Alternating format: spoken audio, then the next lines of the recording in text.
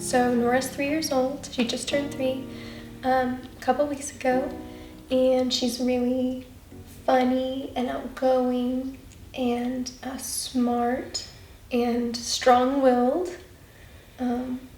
Articulate. Yeah.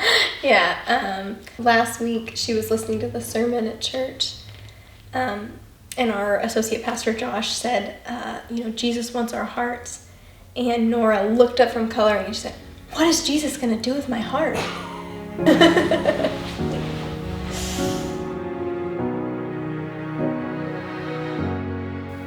So we were thinking back, it's been a year since fall breaks. It was the first week of October last year. Norah started to get really sick with what presented like a stomach bug. At first, she just and was tired and seemed to have a stomach bug, and that was on a Sunday. And by Wednesday, she still hadn't gotten any better. She was passing like blood in her stool, and she wouldn't eat, she wouldn't drink. So we took her to her pediatrician, and the pediatrician basically sent us home. They were like, "Don't worry about it, it's nothing." And the next morning, Norah, Scott was going to take the first hour of the day off, and then I was going to take the rest of the day. I was just going to go in and get my kind of program started and then come back. And when I came in from work, Norah didn't even lift her head up off the pillow. And I just knew then, like I had this feeling, and I just loaded her up in the car and took her to Children's. And as soon as a triage nurse saw us, she was like, "This is emergent," and she took us back to an ER hospital room pretty quickly. We waited for a long time in the ER, but once the nurse saw us, they were like, "This is serious." And from there, they got her hooked up to an IV to get her rehydrated, and they ran some tests. They admitted us that night, and when the tests and the labs came back, they told us she had a variant of E. coli, which they told us, presents exactly how we'd seen it as a stomach bug, that as long as she was on an IV and getting hydrated, she was going to be fine. But there was this minor chance that she could get this hemolytic uremic syndrome. There's this I can't remember the percentage point. It was literally like a decimal percentage point that it could turn into HUS. So they're like, "Don't worry about that. You should be out of here in a couple days." So it was Thursday night that we were admitted. Friday, she spent the day getting hydrated. And then Saturday morning, it was looking like we were going to go home. She was back to like appropriate levels of hydration. Mm-hmm. And so Scott went home to clean the house, disinfect everything just to make sure that the virus wasn't on any of the surfaces of our house. And I was there with Norah, getting her packed and dressed. And a resident came in and told us that Norah did have HUS, and that we would need to not leave the hospital. And then by the time Scott got back, an attending came in, and he told us that Norah had hemolytic uremic syndrome, that best case scenario we were looking at over a month stay and kidney dialysis. And Scott asked about the worst case. And he was like, "I don't want to talk about the worst case scenario." And Scott said, "Well, could she die?" And the attending said yes.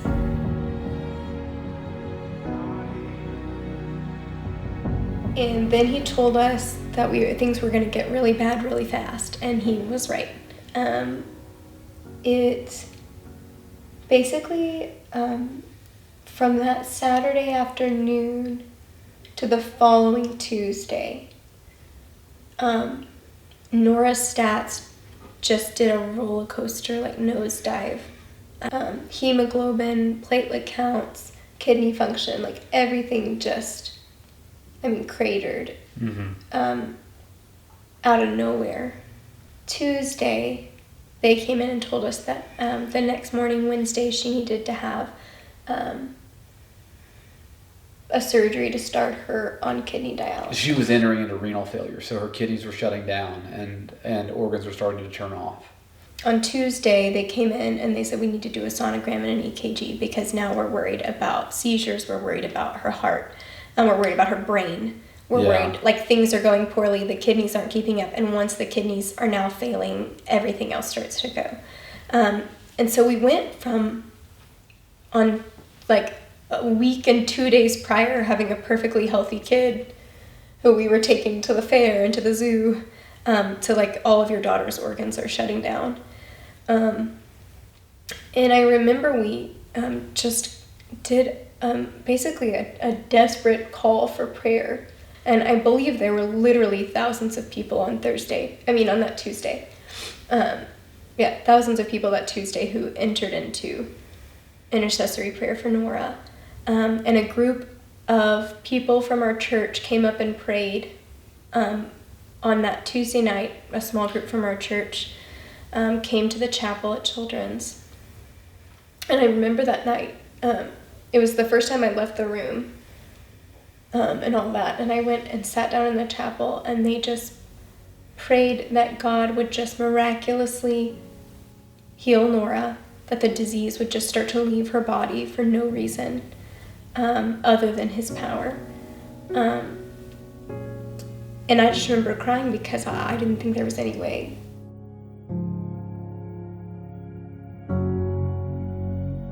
And we were in the pre-op room on Wednesday morning, and a surgeon came running down the hall, literally into pre-op, with Norah on the stretcher with her little cap and surgery gown, and said, "We're not doing surgery. We're not cutting this baby open. Her labs turned around this morning, and we don't know why." But Scott went straight to the hospital room and fell to his knees and thanked God for the miracle. And he was right. The next 2 days, really, That was it. she just came up with no explanation. All of her labs started to turn around. There was no explanation. There was nothing that had happened. There was no treatment that was given. There was no answers. There was a hospital full of doctors who didn't have an answer. And then there was just miraculous healing. They didn't just not have an answer. They told us this should not be happening. Yeah. The blood transfusions that weren't doing anything before were suddenly helping. And from that point on, we were still fighting a disease, but there was never a question that Norah wasn't going to make it.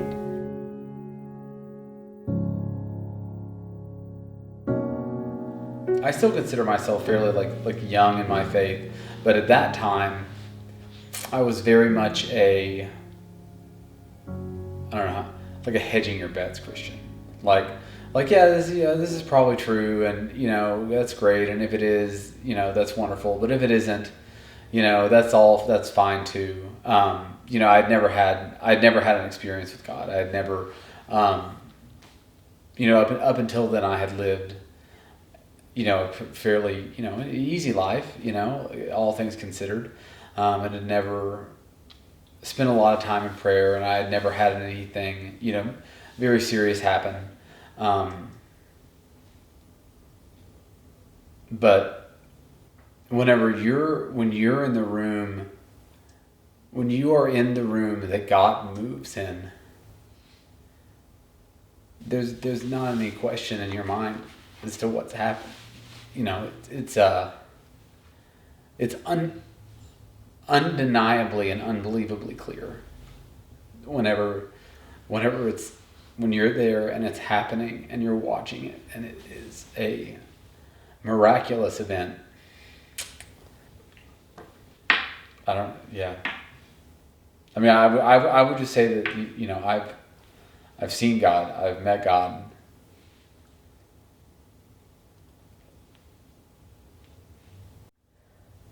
Having had our experience with Norah, and having had this experience with God, I think I would tell people who are struggling with belief to pray specifically with expectation. I think we prayed generally with dismissal, and I think God is ready to be in relationship with us and to come alongside us and to work in things we ask Him expectantly for. And I don't think I'd ever done that in my life truly until this